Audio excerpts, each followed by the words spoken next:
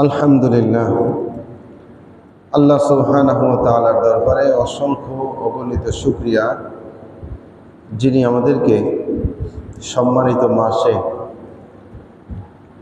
সম্মানিত দিনে মসজিদে আগে আগে আসার তৌফিক দান করেছেন। দুনিয়ার মধ্যে সবচাইতে আল্লাহ তাআলার কাছে প্রিয় স্থান হলো মসজিদ। এই কথাগুলো আমরা অনেকেই জানি, কিন্তু ভুলে যাই, বারবার ভুলে যাই। ইয়াসিন কোথায়? একটু ডাক দাও দেখি ইয়াসিন রে।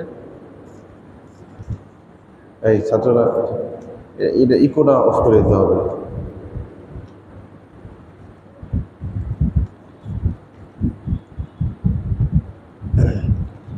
তা আমরা এই কথাটা ভুলে যাই, এজন্য আমাদেরকে বারবার এগুলো স্মরণে রাখতে হবে। কোরআন সুন্নাহর কোনো কথাই নতুন নাই, সব পুরাতন কথা।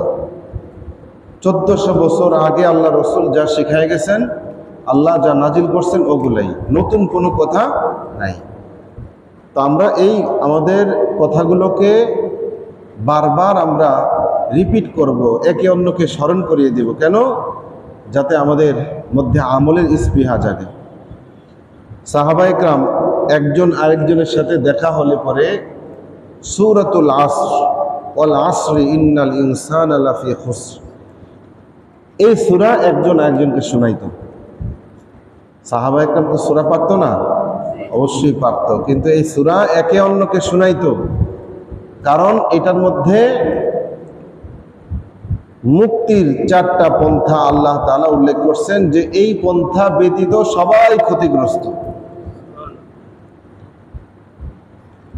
আল্লাহ বলেন ওয়াল আসরি, সময়ের কসম, অথবা আসরের সময়ের কসম, ইন্নাল ইনসানা লাফি খুসর, নিশ্চয়ই সমস্ত মানুষ ক্ষতির মধ্যে আছে।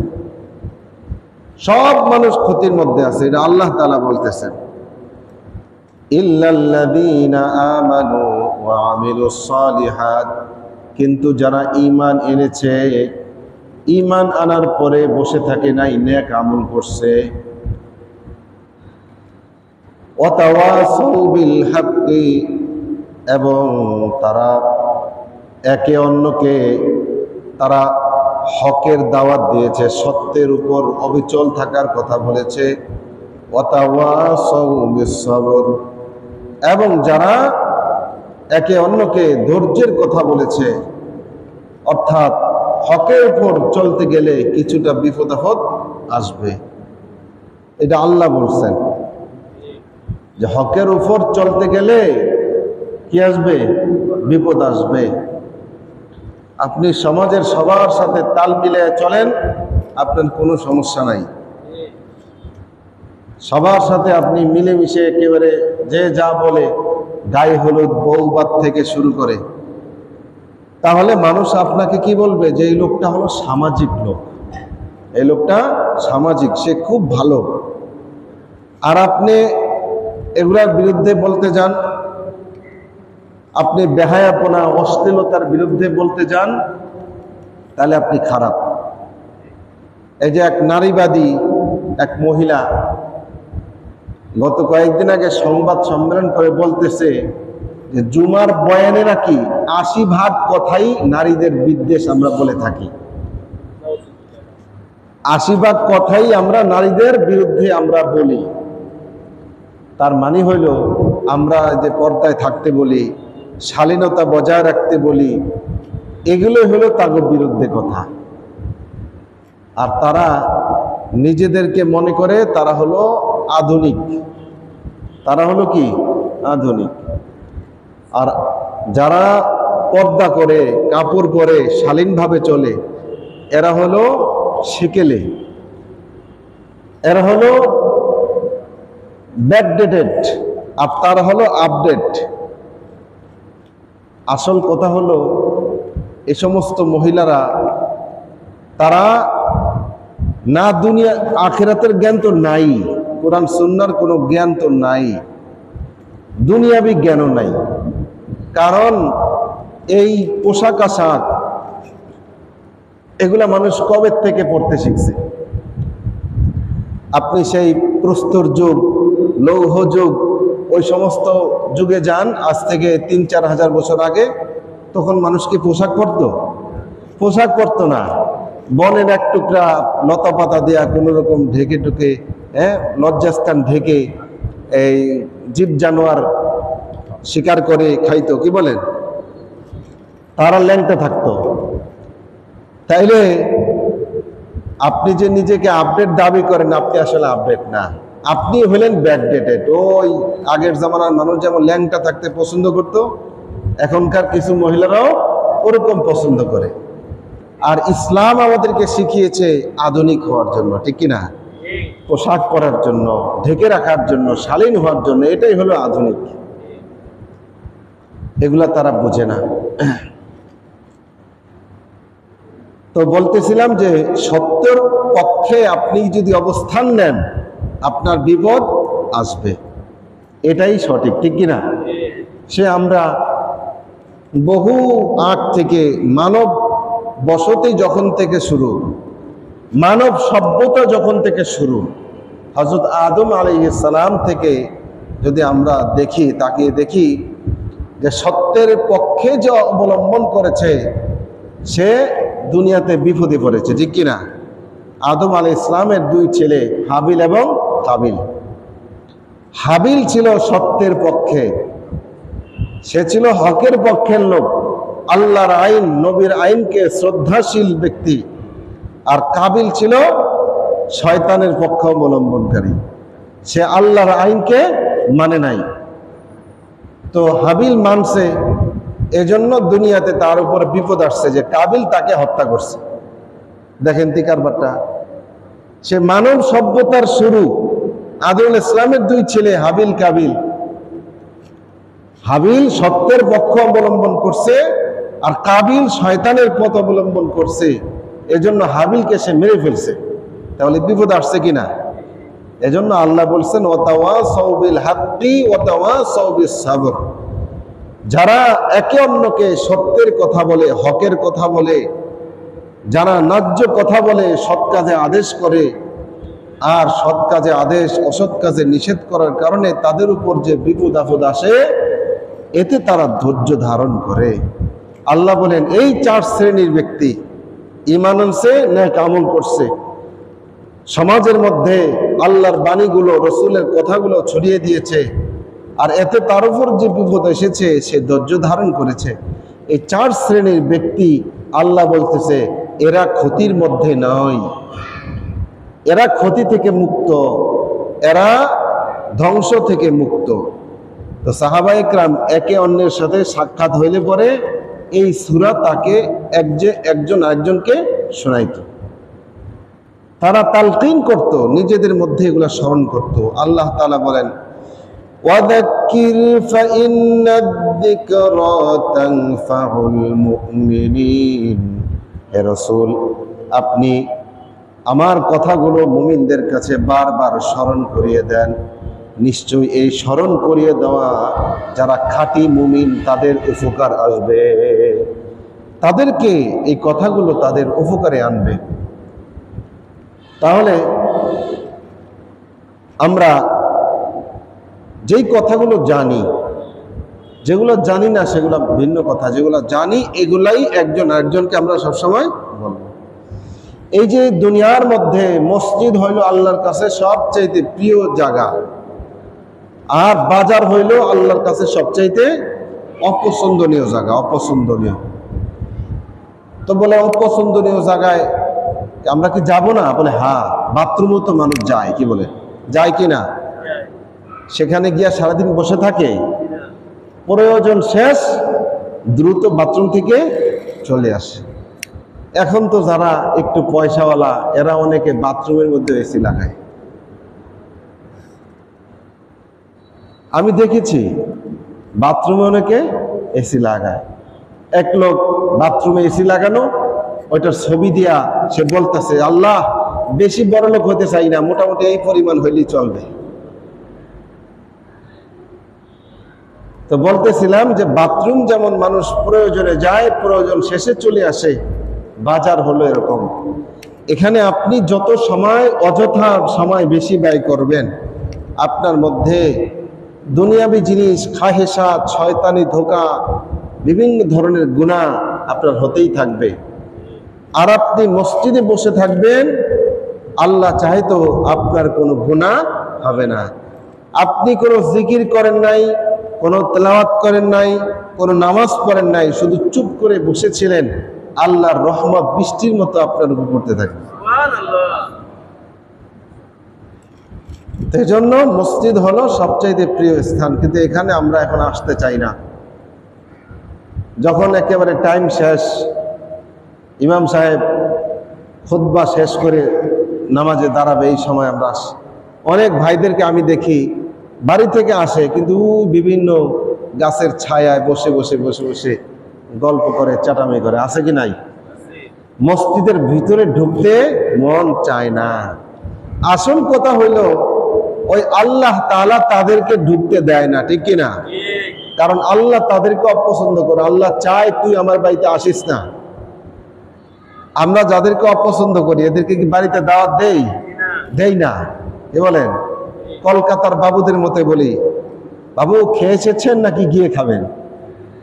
যাদেরকে পছন্দ করি না, আর যাকে পছন্দ করি তাকে হাত ধরে টেনে বাড়িতে নিয়ে আসি। ঠিক তেমনি ভাবে আল্লাহ তাআলা যাদেরকে মোহাব্বত করেন, পছন্দ করেন, এদেরকে আল্লাহ টেনে টেনে মসজিদের মধ্যে নিয়ে আসেন। কিতাবের মধ্যে ঘটনা পড়েছি, যাক মুনিব বাজারে গিয়ে একটা গোলাম খরিদ করেছে। তো বাড়িতে আসার সময় মাগরিবের আজান হয়ে গেছে। দুজনই মুসলমান। গোলাম বলতেছে, মুনিব আজান হয়ে গেছে, চলেন নামাজ পড়ি। কয় না, তুমি যাও, আমি এখানে বসলাম। তো গোলাম মসজিদে গিয়া মাগরিব পড়ছে, 2 রাকাত সুন্নত পড়ছে, আওয়াবি নামাজ পড়তেছে। এদিক থেকে বাহির থেকে মুনিব ডাকাডাকি করতেছে, কিরে সব মানুষ বের হয়ে গেল, তুমি কেন বের হও না? তো সে কিছুক্ষণ পরে বের হওয়ার পরে মুনিব তারে ধমকাইতেছে, এই তুমি কি একা নামাজি নাকি? সব মানুষ বের হয়ে গেল, তুমি বের হইতেছো না যে? মুনিব আমাকে তো বের হতে দেয় না। কে দেয় না? যে আপনাকে মসজিদে ঢুকতে দেয় না, সে আমাকে মসজিদ থেকে বের হতে দেয় না। সেই জন্য মসজিদে আসার জন্য কবুলিয়ত দরকার আছে। মসজিদে আগে আগে ঢুকা, মসজিদে 5 ওয়াক্ত নামাজ পড়া, এটা তো সৌভাগ্যের প্রতীক। এজন্য আমরা এই কথাগুলো আমাদের নিকটাত্মীয়, আত্মীয় স্বজনদের মধ্যে ছড়িয়ে দিব, বারবার বলবো যে আল্লাহর সবচাইতে পছন্দনীয় স্থান হলো মসজিদ। অনেকে বলে না মোল্লার দৌড় মসজিদ পর্যন্ত, কথা তো সঠিক, কি বলেন? কারণ মোল্লাকে আল্লাহ সবচেয়ে বেশি পছন্দ করে, এর লিগে শুধু দৌড়ে দৌড়ে মসজিদে আসে।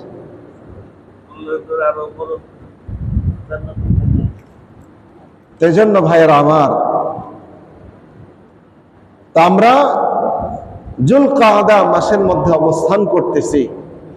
কিছুদিনের মধ্যেই এই যুলকাদা মাস শেষ হয়ে যাবে, আর অর্ধেকও নাই, অর্ধেকেরও কম সময় আছে। যুলকাদা মাস শেষ হয়ে যাবে, এরপর আসবে জিলহজ মাস। এই হারাম মাসগুলো, এগুলো হলো সম্মানী মাস। এই মাসের মধ্যে আমরা কি করব না?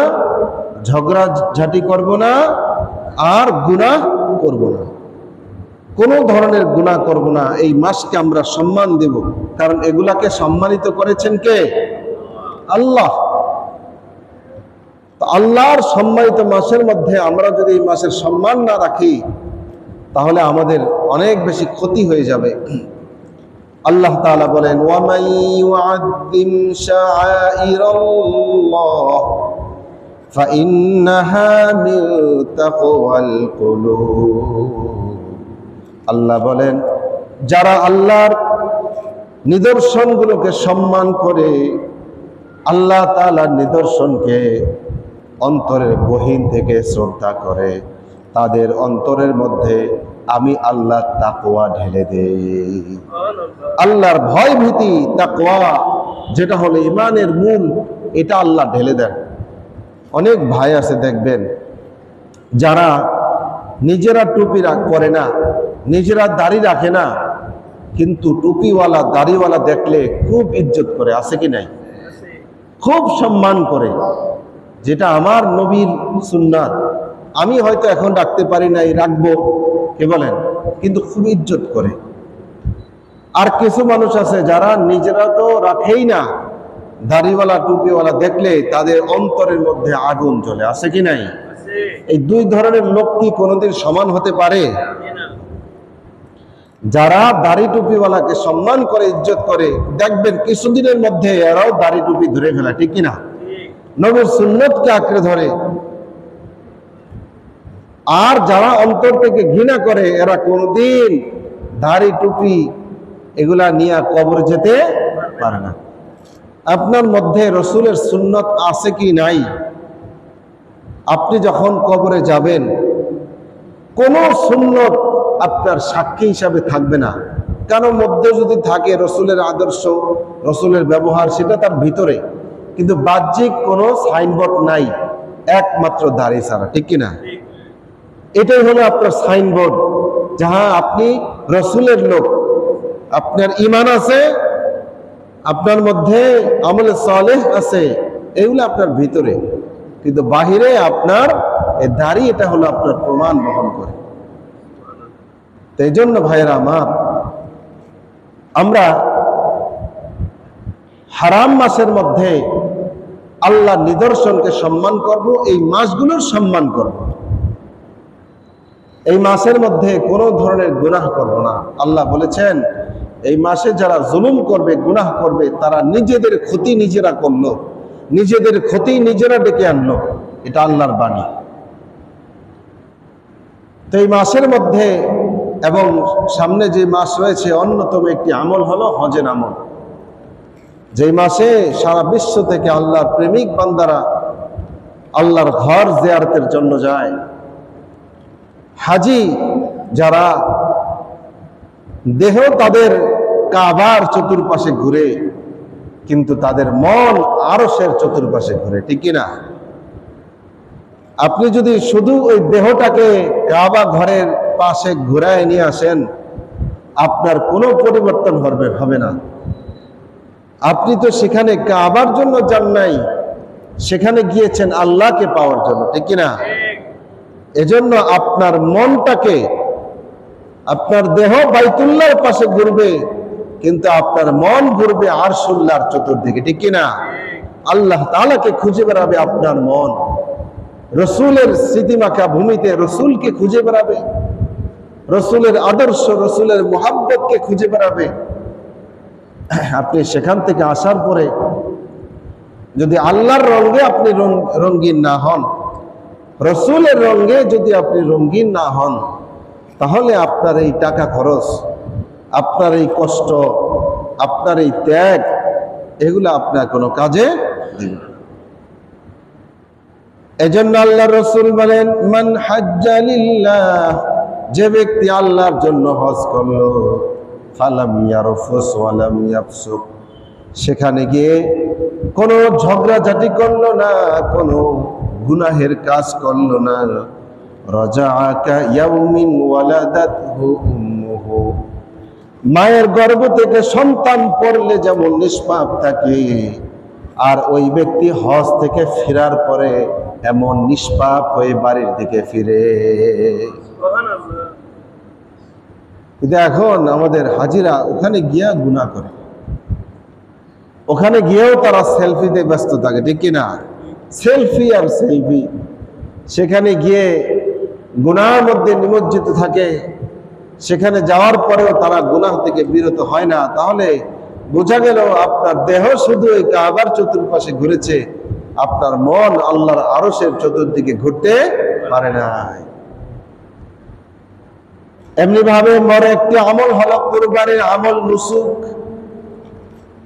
আল্লাহ রাব্বুল আলামিন কোরআনে হাকিমের জায়গায় জায়গায় বলেছেন, এ নবী আপনি কোরবানি করেন। আল্লাহ তাআলা ছোট একটা সূরা নাজিল করেছেন, সূরাতুল কাউসার। আল্লাহ বলেন, ইন্না আ'তাইনাকাল কাউসার। আমরা পারি তো সবাই?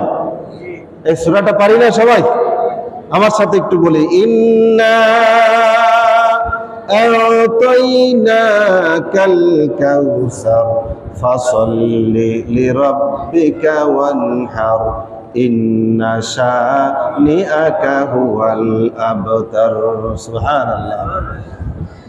আল্লাহ বলেন, নবী গো, নিশ্চয়ই আমি আপনাকে হাউজে কাউসার দান করেছি। সুবহানাল্লাহ। হাউজে কাউসার হলো এমন এক নহর, যেই নহরের পানি আল্লাহর হাবিব বলেছেন দুধের চেয়েও সাদা, মধুর চেয়েও বেশি মিষ্টি, আর বরফের চাইতেও অধিক শীতল সেই পানি আল্লাহ তাআলা এটা রাসূলকে দান করেছেন। ওই যে দুনিয়াতে যে আল্লাহর জন্য যত বেশি ত্যাগ করবে আল্লাহ তার পুরস্কার তত বড় রেখেছেন।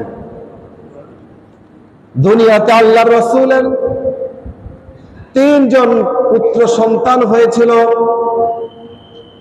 কিন্তু একজনও জীবিত থাকে নাই। আল্লাহ তাআলা 3 জনকেই ছোট বয়সে নিয়ে গেছে। এবার কাফের মুশরিকরা, মদিনার ইহুদিরা আল্লাহর রাসূলকে নিয়ে কটাক্ষ করে, মুহাম্মদ হলো নির্বংশ। নাউজুবিল্লাহ। মুহাম্মাদের কোনো বংশ নাই, মুহাম্মাদের কোনো ছেলে সন্তান জীবিত থাকে না। কারণ কি? সে আমাদের ওই লাত উজ্জা, আমাদের মূর্তিগুলার বিরোধিতা করে, এগুলার বদদুয়া লাগছে। নাউজুবিল্লাহ। কি বলে? দিনের বেলা বাদুর চোখে দেখে না, এই জন্য বাদুর দেখবেন বিকাল বেলা মাগরিবের আগ দিয়ে শুরু করে, ঠিক কিনা? সূর্যের আলো হচ্ছে চোখে দেখে না, অন্ধ দেখে, অন্ধ হয়ে যায়। এই জন্য বাদুর সারাদিন সূর্যকে গালিগালাজ করতে থাকে। কি বলেন, সূর্য কোনো ক্ষতি হয়েছে? হয় নাই। আর কুকুরের চোখের চোখের যে মণি, এটা এই ধরনের যে রাত্রিবেলা সে ঠিক মতো দেখতে পায় না, আফসা আফসা দেখে। পৃথিবীতে একমাত্র প্রাণী মানুষ, যেই মানুষের এই ছোট্ট চোখের মধ্যে আল্লাহ সুবহানাহু ওয়া তাআলা এত বেশি লেন্স দিয়েছেন যে দুনিয়াতে যত রং আছে প্রত্যেকটা রংকে সে ভিন্ন ভিন্ন ভাবে দেখতে পায়, প্রতিফলিত হয় চোখের মধ্যে। যেটা লাল ওটা লাল দেখি, যেটা সাদা ওটাকে সাদা দেখি, কালোটাকে কালো দেখি। কিন্তু আর কোন প্রাণী এমন দেখতে পায় না। এক এক প্রাণী এক এক রকম দেখে। বিড়াল সবসময় হলুদ দেখে, সবকিছু দেখে হলুদ। তার চোখের রটিনার মধ্যে ওই সেই রিফ্লেক্স করার মতো যন্ত্র আল্লাহ দেন নাই। তো কুকুর রাত্রিবেলা সবকিছু আফসা আফসা দেখে। যখন পূর্ণিমার চাঁদ ওঠে তখন গাছগাছালি দেখা মনে করে চোট টোট বুঝি, শুধু দেখবেন খেউতে থাকে, ঘেউ ঘেউ করতে থাকে, আর সেরকম চাঁদের গালিগালাজ করে। এজন্য কবি বলেন, হিয়াউল কলবি লা ইয়াজলিমুল বাদার, কুকুরের ঘেউ ঘেউ পূর্ণিমার চন্দ্রকে কোনোদিন ম্লান করতে পারে নাই, আর চামচিকার বদদুয়া সূর্যকে কোনোদিন ঢাকতে পারে নাই।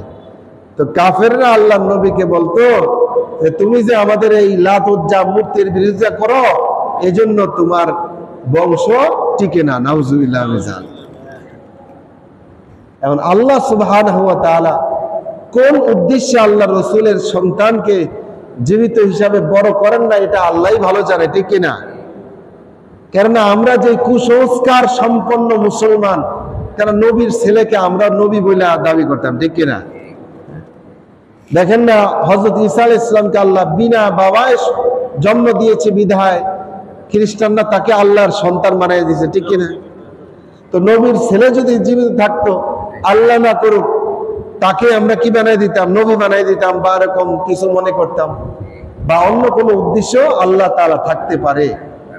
এজন্য আল্লাহ তাআলা নবীর কোন সন্তানকে, ছেলে সন্তান যারা, এদেরকে আল্লাহ বড় করে নেয়।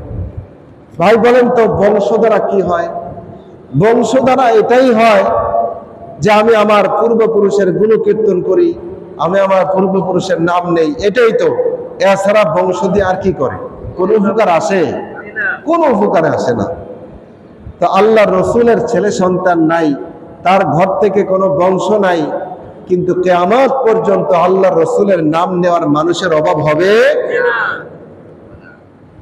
তো আল্লাহ রসুলের বংশ দেখে গেল।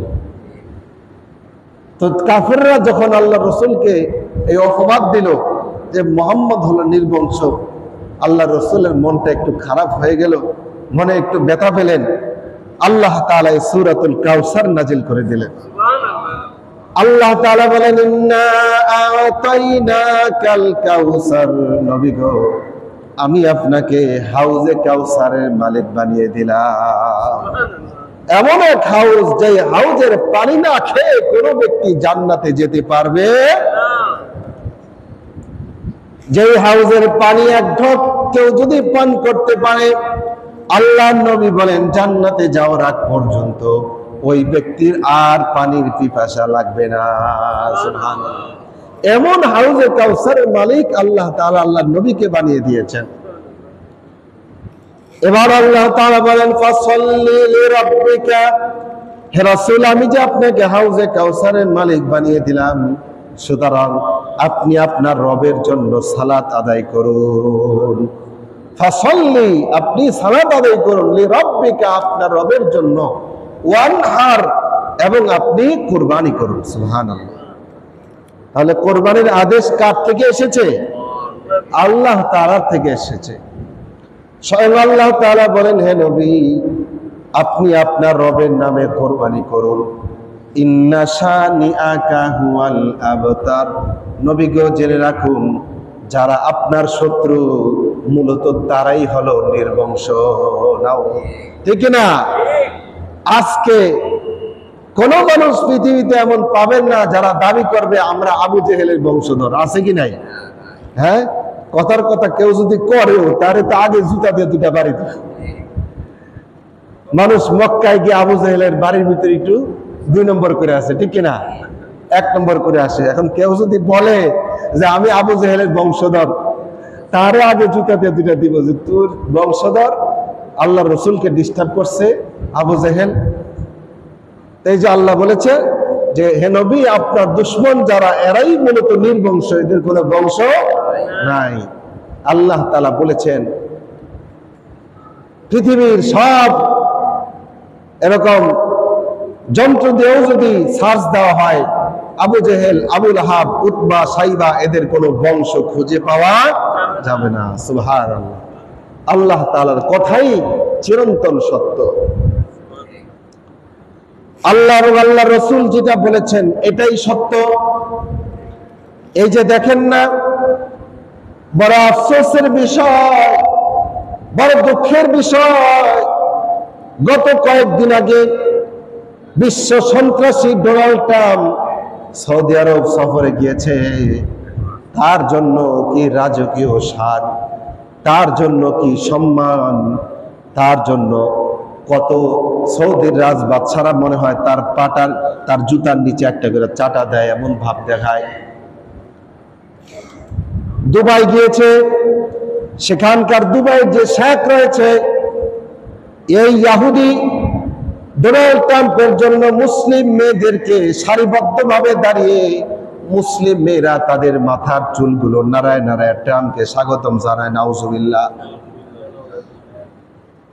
যেখানে আল্লাহ তাআলা বলেছেন ফালিল্লাহিল ইজ্জাতু ওয়া লিরাসূলিহি ওয়া লিল মুমিনিন, হে নবী আপনি জানিয়ে দেন ইজ্জত সম্মান হলো আল্লাহর জন্য, আল্লাহর রাসূলের জন্য এবং মুমিনের জন্য হলো ইজ্জত। কোন কাফেরদের কোনো ইজ্জত নাই। অন্য আয়াতের মধ্যে আল্লাহ বলেছেন মুমিনদেরকে তোমরা কি কাফেরদের কাছে ইজ্জত খুঁজো নাকি? তোমরা কাফেরদের কাছে ইজ্জত খুঁজো? অনেকে সৌদি আরবকে মডেল মানে, এখনকার আরব বিশ্ব এগুলা ইহুদিদের মডেল হতে পারে কিন্তু আমাদের মডেল না, ঠিক না? সৌদি আরব যেমন আমাদের নবীর বাড়ি, আবু জেহেলের বাড়িটা কই? কি বলেন? আবু লাহাবের বাড়ি কই? সৌদি। সৌদির রাজ পরিবার, শাসক এরা নিঃসন্দেহে ইহুদি খ্রিস্টানেরা। কারণ আল্লাহর রাসূল বলেছেন মান তাশাব্বাহা বিকাওমিন ফাহুয়া মিনহুম, যে যেই জাতির সাদৃশ্যতা অবলম্বন করে, যার সাথে তাদের দহরম মহরম বেশি, হাসরের মাঠে ওই জাতির অংশ হয়ে তারা হাসরের মাঠে উঠবে। ছোট একটা ঘটনা শোনাই, বেশ কিছুদিন আগের ঘটনা। মক্কার মধ্যে একজন বড় শায়েখ মারা গিয়েছে। মারা যাওয়ার পরে তার কবর হয়েছে। কবরের মধ্যে যারা দাফন কাফনে শরীক হয়েছিল, কারো একজনের গুরুত্বপূর্ণ একটা জিনিস কবরের মধ্যে পড়ে গিয়েছে। খুঁজতে খুঁজতে তার মনে হলো ওই শায়েখের কবরের মধ্যে এটা পড়ে গেছে। এলাকার স্থানীয় গণ্যমান্য ব্যক্তি আলেম ওলামাদেরকে নিয়ে কবর খোদা হয়েছে। খোদার পরে দেখে ওই কবরের মধ্যে ওই আলেম ব্যক্তির লাশ নাই, সেখানে একজন পশ্চিমা দেশের একজন মেয়ের লাশ সেখানে রয়েছে। পশ্চিমা দেশের মেয়ে, দবদবে সুন্দর মেয়ের লাশ ওই আলেমের কবরের মধ্যে। ঘটনা ছড়িয়ে গেল চতুর্দিকে। হজের মৌসুম ছিল। ওই পশ্চিমা থেকে আগত একজন হাজী সাহেব এই মেয়েকে দেখেই চিনে ফেলে, চাইবে তো আমার প্রতিবেশী, এই মেয়েটা হলো আমার প্রতিবেশী। এই কথা শোনার পরে সবার টনক নড়ে গিয়েছে, তাহলে আলেমের লাশ কোথায়? তদন্ত কমিটি গঠন হয়েছে।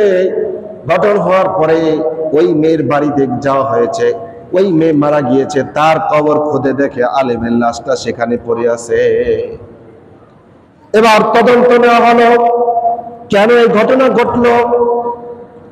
খুঁজতে খুঁজতে ওই খ্রিস্টান মেয়ে ছিল, ওই মেয়েটা খ্রিস্টান মেয়ের ভাইয়ের কাছ থেকে খবর নেওয়া হলো যে আমার বোনটা সব সময় মুসলমানদের কথা বলতো, কোরআন সুন্নাহর কথা বলতো। মরার পরে আমরা সংবাদ পেয়েছি সে গোপনে গোপনে মুসলমান হয়ে গিয়েছে। আর আলেমের স্ত্রীর কাছে এসে খবর নেওয়া হলো, কারণ ঘরের খবর স্ত্রী ভালো জানে। সে বলল যে আমার স্বামী সবই তো ঠিক আছে, নামাজ রোজা সব ঠিক আছে, কিন্তু সে সবসময় একটা কথা বলতো, যেরকম স্বামী স্ত্রী একসাথে থাকার পরে যে গোসল ফরজ হয়, তাই স্ত্রীকে সবসময় বলতো যে আমার কাছে খ্রিস্টান ধর্মটা খুব ভালো লাগে, কারণ ওই ধর্মে ফরজ গোসল নাই। কারবার দেখছেন? সাবধান, যারা এই আটলান্টিকের ওপারের দেশ, প্রতিবেশী দেশের গুণগান গান দালালি করেন, সাবধান হয়ে যান, সাবধান হয়ে যান। এই ডোনাল্ড ট্রাম্প কি করেছে দেখেন। সৌদি আরবে এসেছে, সারা বিশ্বের মানুষের নজর ছিল হয়তো আমার ফিলিস্তিনের ভাই বোনদেরকে হয়তো একটু সে রক্ষা করবে, রেহাই দিবে, ইসরায়েল সে বলবে, কারণ ইসরায়েল তার কথা শুনে। কিন্তু ডোনাল্ড ট্রাম্প ফিলিস্তিনের কথা একটি বার মুখে আনলো না, সিরিয়ার কথা বলল। কিছুদিন আগে সিরিয়ার মধ্যে একজন ব্যক্তি, তার নাম জোলানি। এই জোলানি মুসলমানদের সিম্পেথি নিয়ে এসে রাজ্য বিজয় করেছে। জালেম সরকার বাশার আল আসাদকে হটিয়ে ক্ষমতায় বসেছে, ইমামতি করেছে, হাফেজ ব্যক্তি কোরআন তেলাওয়াত করেছে। সারা বিশ্বের মুসলমানরা আশায় বুক বেঁধেছে। এই বুঝে একজন আমিরুল মুমিনিন পাওয়া গেল, মুসলমানদের ত্রাণকর্তা বুঝে একজন পাওয়া গেল, যার সাথে আমরা একজোট হয়ে ফিলিস্তিনকে রক্ষা করব। কিন্তু হায় আফসোস, এই জুলানি এখন সুট টাই পরে ট্রাম্পের সাথে হাত মিলায়, আর সে ওয়াদা করে আমরা অতি শীঘ্রই ইসরায়েলকে সমর্থন করব। নাউজুবিল্লাহ।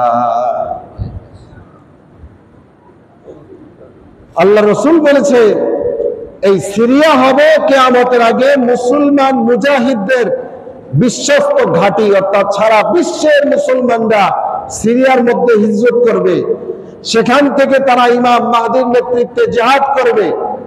সিরিয়া হবে মুসলমানদের ঘাঁটি, এবং এই সিরিয়াতে ঈসা ইসলাম আসবে।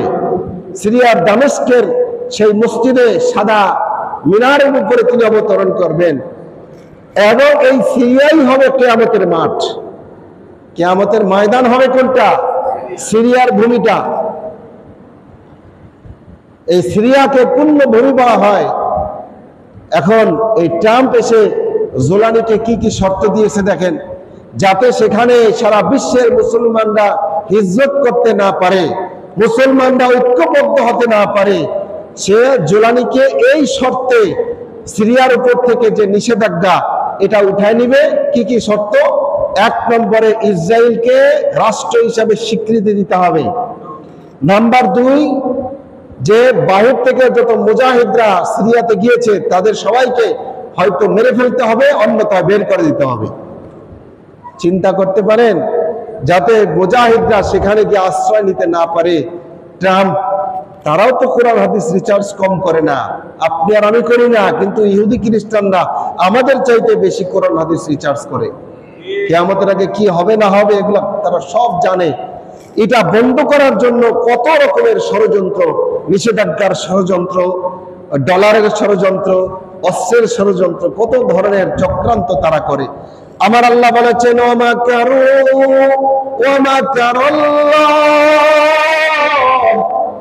ওমা কারু ওমা কারাল্লাহ আল্লাহু খায়রুল মাকিরিন। হে বিশ্বের কাফেররা, তোমরা শুনে রাখো, তোমরাও চক্রান্ত করো, আর আমার আল্লাহ চক্রান্তের জবাব দেওয়ার জন্য রেডি হয়ে আছে। তারা যতই কিছু করুক না কেন, আল্লাহ যেটা নির্ধারণ করে রেখেছেন, রাসূল সাল্লাল্লাহু আলাইহি ওয়াসাল্লাম যেটা ভবিষ্যৎবাণী করে রেখেছেন, সেটা কোনোদিন বিফলে যেতে পারে না। এজন্য আমাদের ভিতরে ভিতরে প্রস্তুতি থাকতে হবে যে আমরা সিরিয়াতে হিজরত করব। ইমাম মাহদীর নেতৃত্বে যখন গোটা বিশ্ব 2 ভাগে ভাগ হয়ে যাবে অতি শীঘ্রই, একটা হবে মুসলমান পক্ষ, আরেকটা হলো কাফের পক্ষ। এই দুদল মার্কা মুসলমান থাকবে না, ধর্ম নিরপেক্ষ মুসলমান থাকবে না। আজকে যারা সুশীল, আজকে যারা ধর্ম নিরপেক্ষ, আজকে যারা নারীবাদ, এরা সব দাজ্জালের বাহিনীতে গিয়ে যোগ দিবে, ঠিক না? অতি শীঘ্রই যোগ দিবে, দেখবেন অতি শীঘ্রই যোগ দিবে। যারা খাঁটি মুসলমান, যারা চলনে বলনে কথাবার্তায় তাদের চিন্তা চেতনায় মুসলমান, এরাই শুধু মুসলমান থাকবে। আর যারা বাপের ছেলে মুসলমান, ভিতরটা হিন্দু খ্রিস্টানদের জন্য কাঁদে, এরা মুসলমানদের সাথে থাকতে পারবে না।